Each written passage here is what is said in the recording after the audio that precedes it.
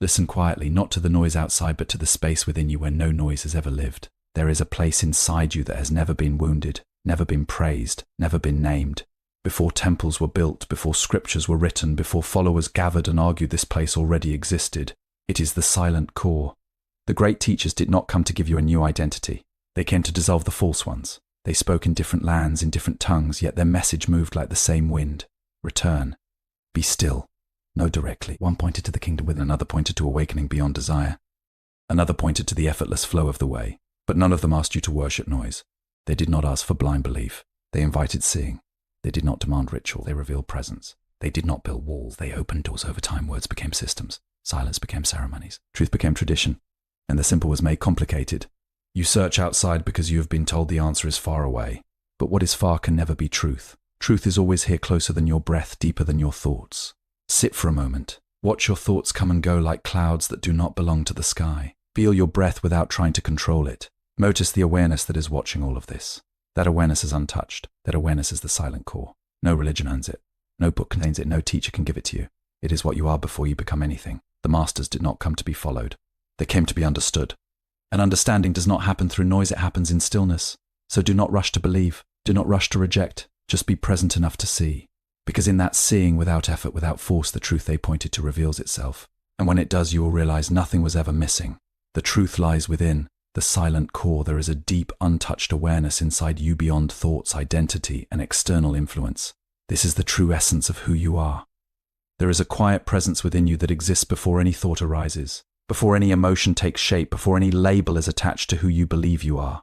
It is not something you create, and it is not something that can be taken away. It has been there since the very beginning, untouched by success or failure, untouched by praise or criticism. This is your silent core, the place where your true nature resides. Most of your life you have been taught to look outward. You were shown how to build an identity, how to define yourself through achievements, relationships, and opinions. Slowly, without noticing, you began to believe that this collection of thoughts and experiences is who you are. But if you observe carefully, you will see that everything you call yourself is constantly changing. Your thoughts come and go.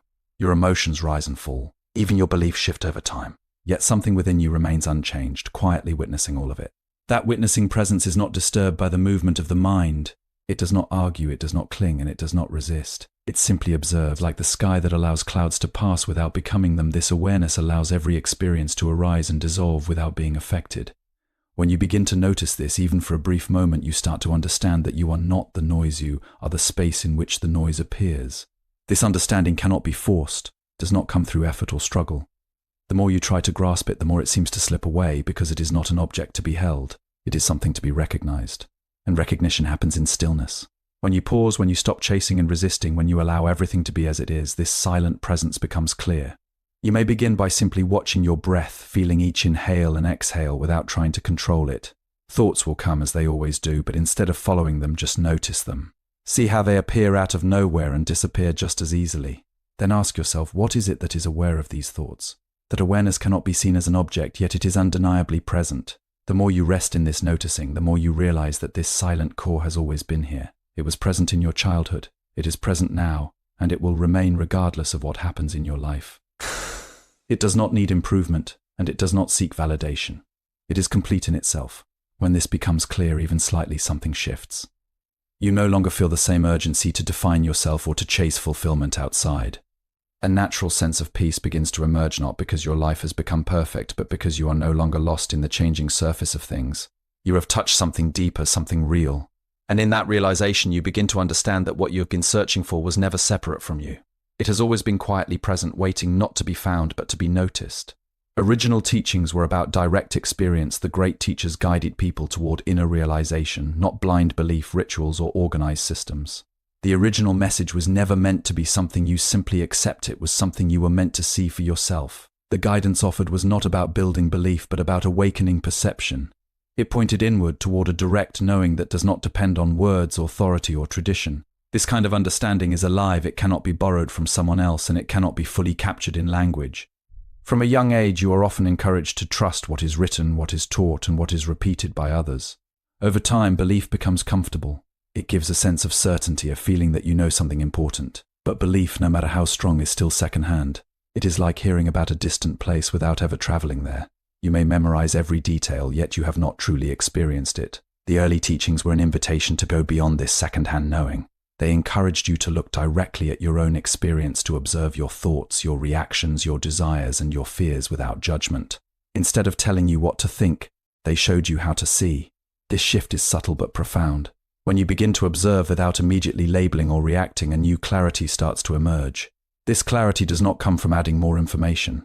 In fact, it often arises when the constant need to interpret and analyze begins to quiet down.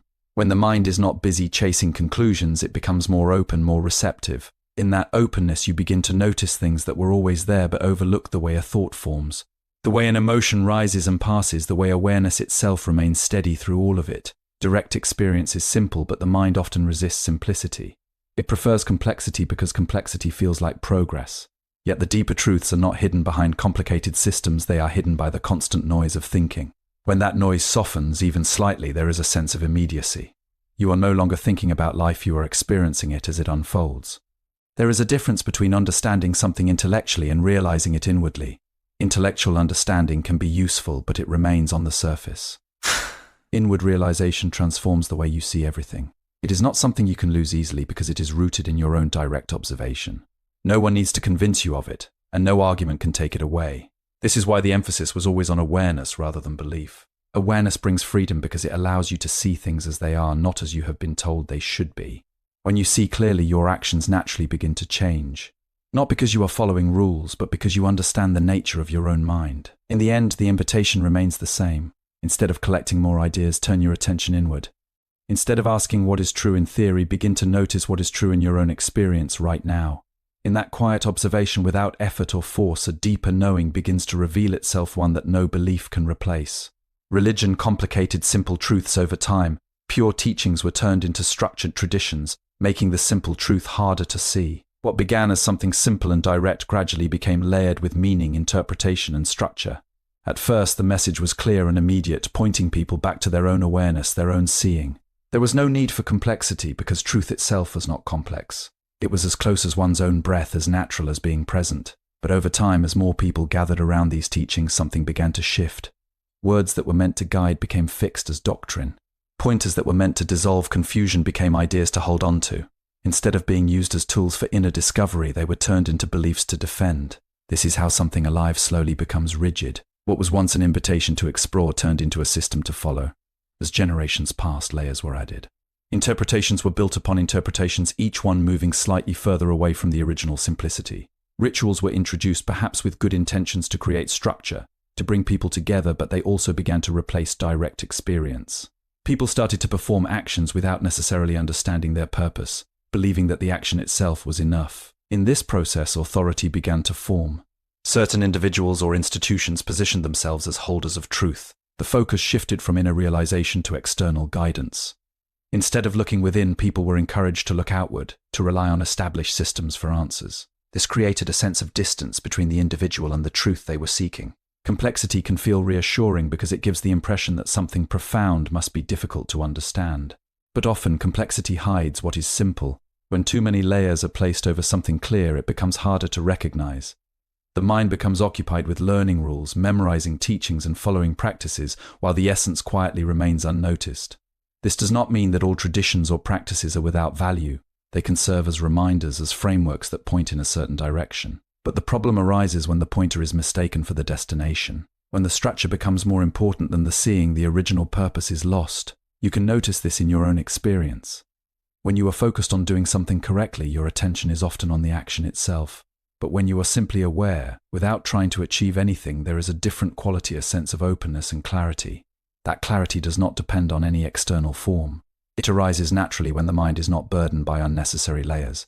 The simplicity that was once at the heart of the teaching is still available. It has not been destroyed or removed, it has only been covered. And what is covered can be uncovered, not by adding more, but by seeing through what is already there. When you begin to question what you have accepted without examination, something begins to loosen. You start to see that not everything you have been told is essential. Some of it may even be a distraction. This is not about rejecting everything, but about looking carefully with honesty.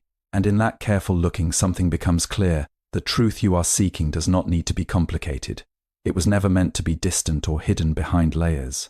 It is simple, direct, and always present, waiting to be recognized beneath everything that has been added on top. Stillness reveals reality by observing your breath, thoughts, and awareness without attachment. You can directly experience truth. There is a certain clarity that does not come from effort, but from allowing things to settle. Most of the time, the mind is in constant movement, thinking, comparing, judging, remembering, planning. It rarely pauses. Because of this, what is simple and present is often overlooked. The surface is always active, and so the depth remains unseen. Yet when there is stillness, even for a brief moment, something begins to reveal itself. Stillness does not mean forcing the mind to be quiet. The more you try to control it, the more resistance you create. Instead, it begins with noticing. You sit and you observe. Thoughts continue to arise, but instead of following them, you watch them as you would watch clouds passing through the sky. Some are heavy, some are light, some move quickly, some linger, but none of them stay. And just like the sky is not affected by the clouds, there is something within you that remains untouched by these thoughts. As you continue to observe, you may notice a subtle shift. The thoughts are still there, but your relationship to them changes. They no longer pull you in the same way. There is a small space between the thought and your awareness of it. In that space there is quiet. It is not something you create, it is something you notice.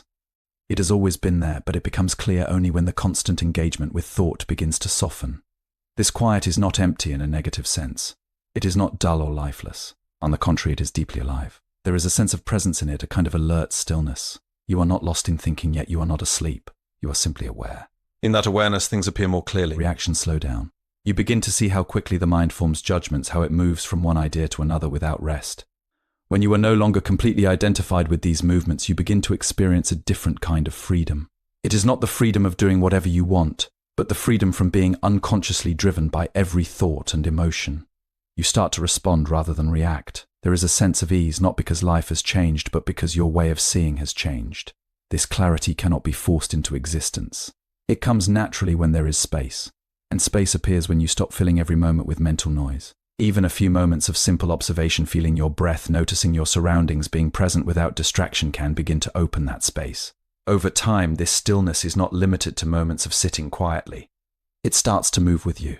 Whether you are walking, speaking, or working, there is a background of awareness that remains steady. Thoughts continue to come and go, but they no longer dominate your experience in the same way. In this way, stillness is not something separate from life. It is the ground of it. And when it is recognized, even briefly, it brings a sense of clarity that does not depend on circumstances. It reveals that beneath all movement there is a quiet presence that has always been here, unchanged, steady, and clear. Nothing is missing, you already are it. The ultimate realization is that what you seek has always been within you, it was never absent. There is a deep habit in the mind to search, to feel that something is missing and must be found somewhere else. This search can take many forms. It may appear as the desire for success, recognition, knowledge, or even spiritual understanding. No matter the direction, the underlying feeling is often the same, that what you are right now is not enough, and that fulfillment lies somewhere ahead, waiting to be reached. Because of this, you keep moving.